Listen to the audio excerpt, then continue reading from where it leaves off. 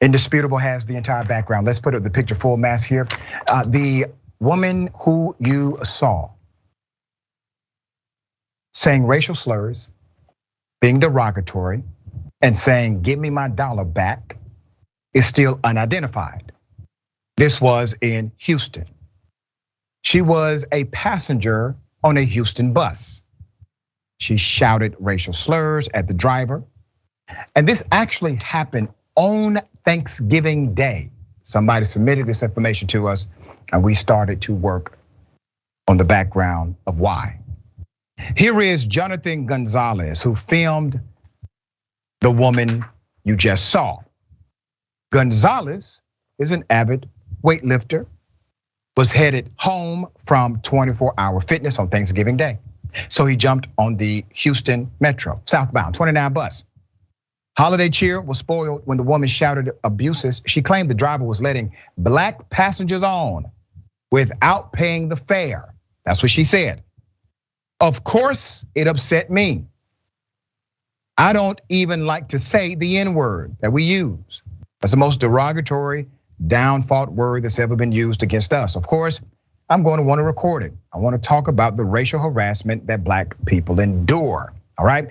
The incident wasn't Gonzalez's first encounter with racism. A white shoplifter once called his co-worker the N-word. When he stopped him, Gonzalez said he wishes he could have recorded that incident. People like attention.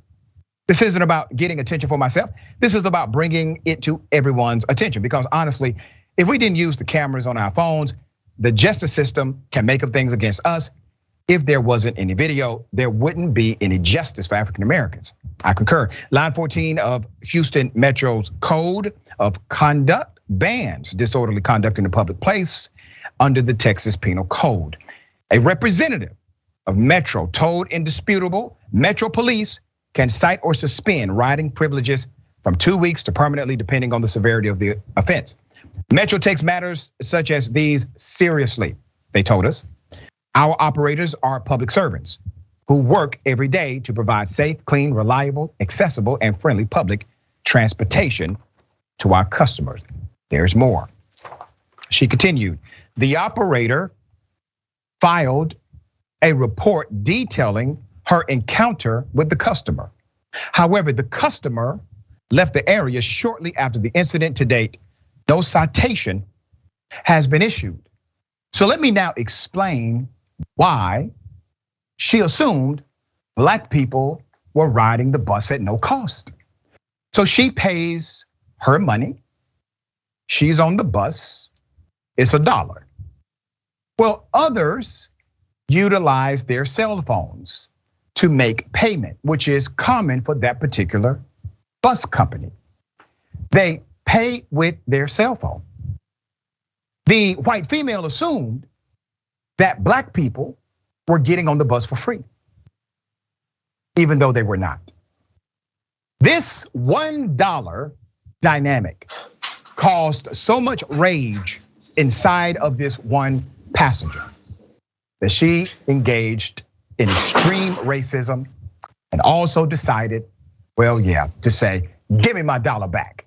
Well, ma'am, you were wrong, all right? Your dollar was actually the same dollar as everyone else, just a different methodology of payment. But think about the hate that's inside of a person when they're mad at a black person getting a $1 damn ride.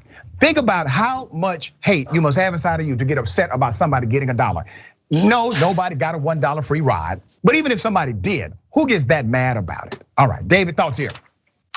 Well, first of all, I think the internet's going to do its job, and we're going to find out who this woman is pretty quickly. And secondly, I mean, to your point, there are a lot of people who are walking around with a lot of hatred inside of them and who have a lot of anger issues. And unfortunately, it's not just sort of their own anger that affects them, but affects everybody else who's just trying to, get to work, do their jobs, drive the bus, work on public transportation. The police who are trying to keep the peace. This becomes a disturbance for everybody. So it's not just that she's racist or that she's got some mentally disturbed problems.